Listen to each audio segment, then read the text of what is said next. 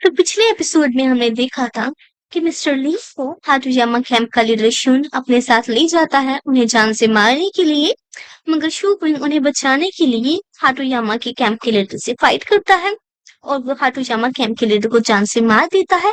अब आगे हमें कहानी के स्टार्ट में दिखाया जाता है कि शूपिंग वहीं पर खड़ा होता है और कैंप लीडर उसे बोलता है कि तुम अब मिस्टर ली को बचा चुकी हो तो हमारे अब लड़ने की कोई जरूरत नहीं है। हमें इस बात को यहीं पर खत्म कर देना चाहिए।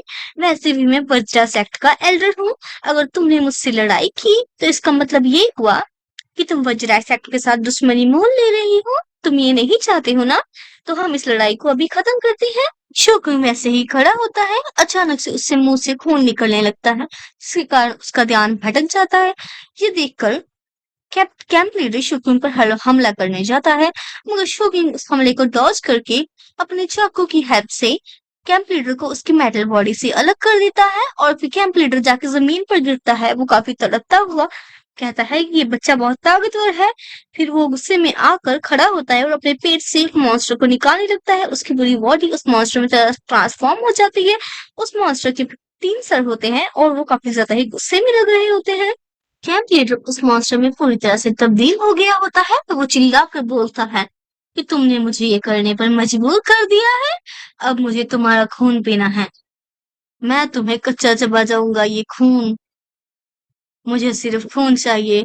फिर वो शोकुन के ऊपर चार्ज करने लगता है। वो शोकुन के ऊपर अपने हथियार को लेकर भागने लगता है, मगर शोकुन वहां पर शांति से खड़ा होता है। फिर अचानक से शोकुन अपनी आंखों को बंद करता है और अपने सोल्सी में चला जाता है। फिर वो अपने सोल सी में जाके अपनी पावर्स को अनलिश करता है, जिसके कारण उसके पीछे उसका एक बड़ा सा अवतार बन जाता है। शोगुन उस पावर को अपने हाथ की एक कुंफू स्ट्राइक में ऑब्जर्व करने लगता है। फिर जब शोगुन उस पावर को ऑब्जर्व करता है तो वहां पे बहुत सारी थंडर स्ट्राइक्स आने लगती है और वहां पे जितने भी पत्थर थे वो सारे के सारे हवा में उनमें फ्लोट करने लगती है, जो कि काफी टेरिफाइंग सीन लग रहा था। वहां पर जो लोग बैठे थे वो भी काफी मतलब डरे हुए दिखाई दे रही थी।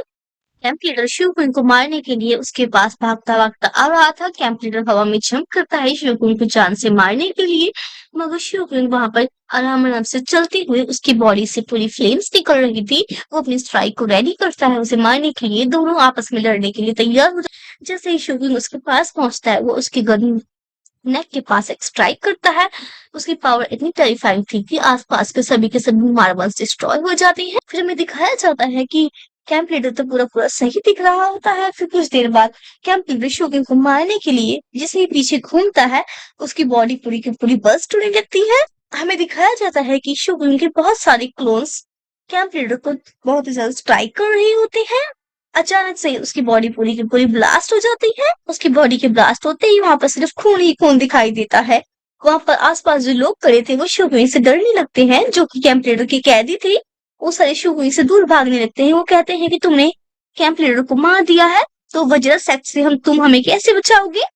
ये सारी तुम्हारी गलती है। एक दूसरे की तरफ भाग रहे होते हैं। कुछ लोग बोल रहे थे कि इस लड़के से दूर रहो, इसको पॉइजन के बारे में पता है तो हमें दूर रहना चाहिए। फिर एक आदमी बोलता है, पर इन्होंने हमारे बच्चों हमको जान से बचाया है।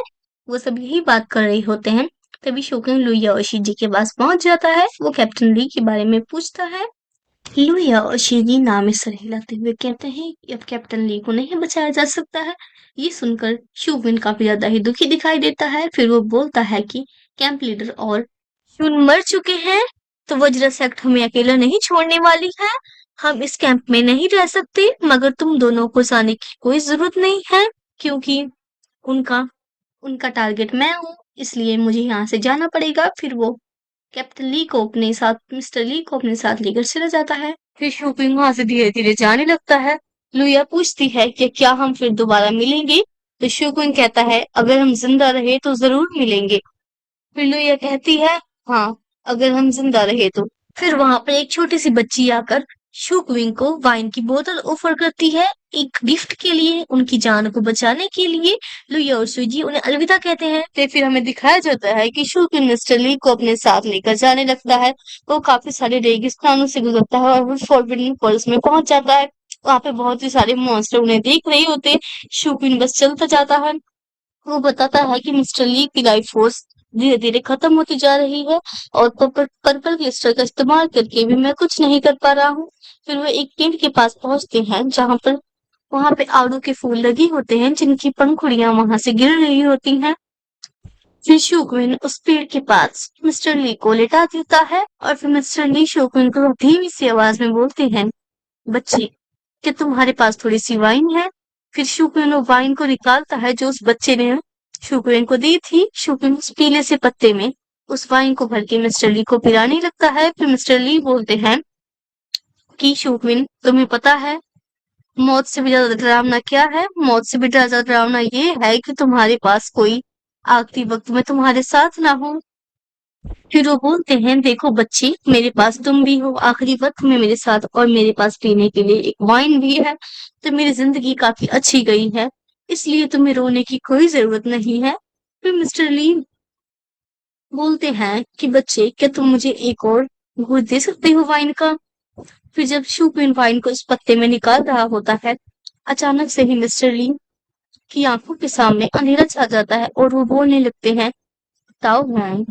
वो अपनी फियांसे को बोलते हैं, ताओ हुआंग, क्या ये तुम हो? तुम मुझे लेने आई हो?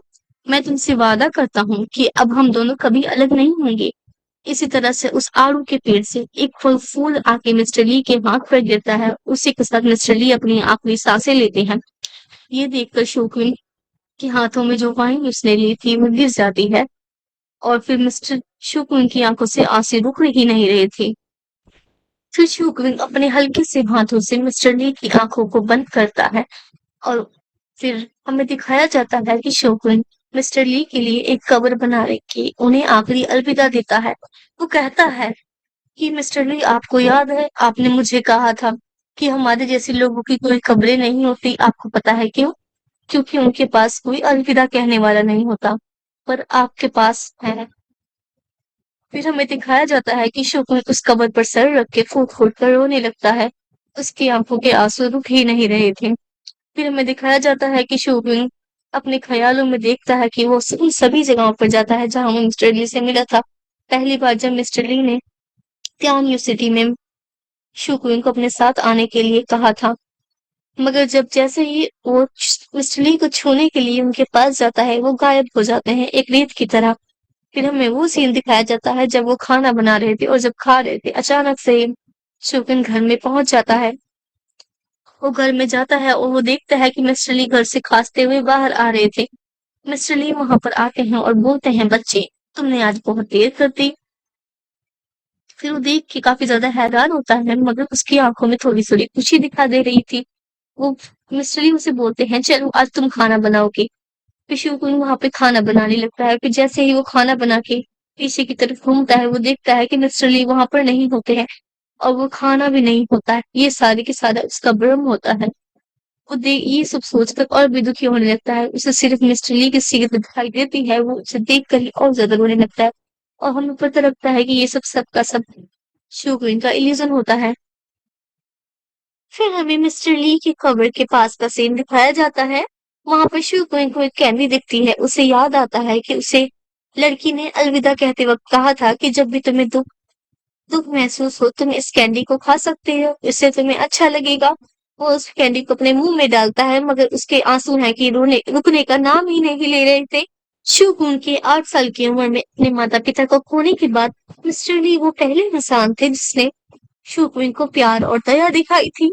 बहुत देर तक शांत रहने के बाद शोगुन बोलता है कि मिस्टर ली, अलविदा। इसी के साथ हमारा ये एपिसोड खत्म हो जाता है। तो आगे आपको क्या लगता है कि वज्र सेठ अपने कैंप लीडर का और शुन का बदला लेने के लिए क्या करेगी? क्या वो शुन उनके पीछे पड़ जाएंगे या नहीं? और आपको बताइए कि आपको मिस्टर ली का कैरेक्टर कैसा लगता था? Thank you for watching. Please like and subscribe my channel.